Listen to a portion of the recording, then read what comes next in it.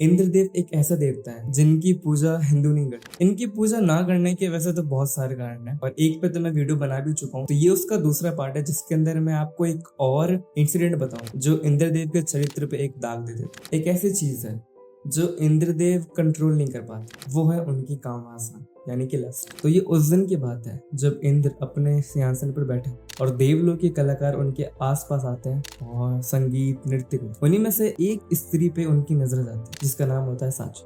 साची जो है वो दैत्य राजा पुलुमल की बेटी है। साची का रूप इतना आकर्षक है कि इंद्र उसकी सुंदरता और कोमलता से मोहित हो जाता और उनको देखते ही इंद्र के मन में जो छुपी हुई इच्छा है वो जागने लगी। उस दिन के बाद मानो इंद्रदेव को बस हर जगह साची दिखाई देती थी। वो उन्हें दूर से देखते रहते, मुस्कुराते रहते और उनके अंदर एक ऐसा उत्तेजपन आ गया था कि मुझे उन्हें अपनी पत्नी बनाना है। और दिन ब दिन उनकी जो ये इच्छा वो बढ़ती जा रही, एक ऐसी भूख जो उनकी आत्मा को बेचैन कर देती। इंद्रदेव जो एक समय अपने गुण और शक्ति का प्रतीक था, अब अपनी इच्छाओं के तले गुलाम बन चुके हैं। तो एज यूजुअली हमें जब किसी से प्यार होता है तो हम सबसे पहले अपने दोस्त को ही कन्फेस करते। वैसे ही इंद्रदेव अपनी भावनाओं को दबा नहीं सके। उन्होंने अपने एक विश्वस्य मंत्री जिनका नाम था वायु, उनसे अपने दिल की बात की। वो इंद्रदेव के मन की उथल पुथल को महसूस करते हैं। वो देखते हैं कि एक श्रेष्ठ योद्धा किस तरीके से अपने इच्छाओं के तले झुकता जा रहा है। इसी वजह से वायु बार बार विरोध करते हैं। वो मना करते हैं कि आप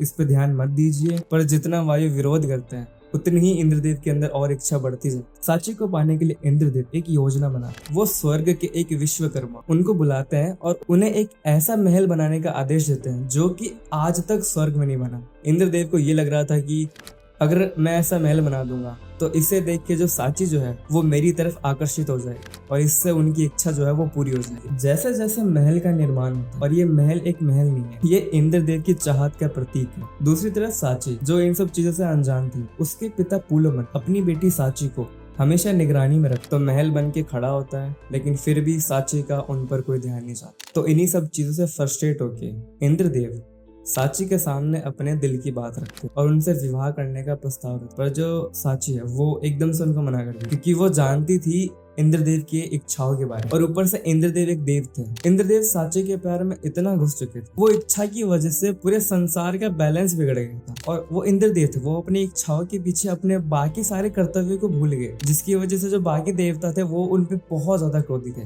बहुत सारे प्रयत्न करने के बाद भी जब साची का प्यार उनके लिए नहीं बनता तो अंत में उनको भी हार माननी पड़ती है। और कुछ पल बाद इंद्रदेव को भी ये एहसास होता है कि उनकी जो इच्छा है सिर्फ उनके ऊपर हावी नहीं हो रहा, वो पूरे ब्रह्मांड में हावी हो। इसी की वजह से वो साची को पाने की इच्छा है उसको छोड़ देते हैं। एट द एंड इंद्रदेव अपनी करी हुई सारी गलती को सुधारते हैं जो बीते दिन में उन्होंने करी थी। इंद्रदेव एक ऐसी चीज को पाने के लिए निकले थे जो वो कभी पा ही नहीं सकते। वो लीगली नहीं तो वो उल्टे पुल्टे हरकतें करके उसको पाने का ट्राई कर रहे हैं, पर अंत के अंदर जो नुकसान हुआ वो उनके खुद का हुआ और ब्रह्मांड का तो ऑलमोस्ट हो ही रहा था। और इसी की वजह से इंद्रदेव फिर से देवताओं की नजर में शर्मिंदा हो गए।